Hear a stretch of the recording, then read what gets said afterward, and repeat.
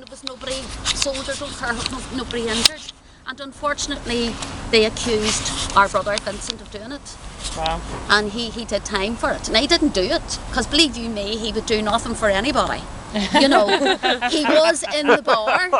He was, that is him. He's a real oddball.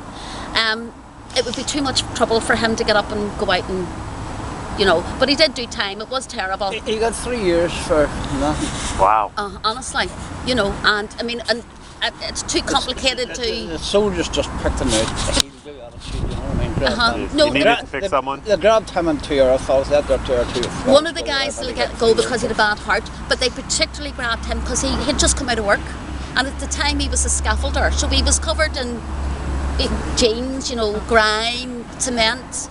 And he obviously, somebody rough looking, you know, lift him, you know. The other guy had a suit on him and had a bad heart, so they let him go. We went to the Republican Army and asked them about it. And say, could you not say that your men done it and they're going to do nothing to do it? Or we can't do it. They couldn't give up their man.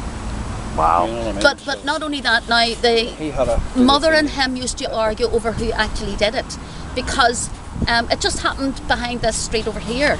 And he, well, the pub's not there anymore, sure it's not? No. You were able to run in one door and out the other at the side, so, and that's what happened. So according to one of my mother's friends who lived in the next street, she saw this young 17-year-old running down the street. He did it. And according to our brother Vincent, he said no, it was somebody else, and because he ended up in prison and doing 20 years, didn't he? The guy he thinks did it. Yeah. But the young guy that this lady thought at 17 did it, he was shot dead a couple of weeks later for throwing a petrol bomb. Oh. Yeah, so we never know. Wow. So, But as I say, poor Vincy, and he really wasn't the same when he came out. He really wasn't.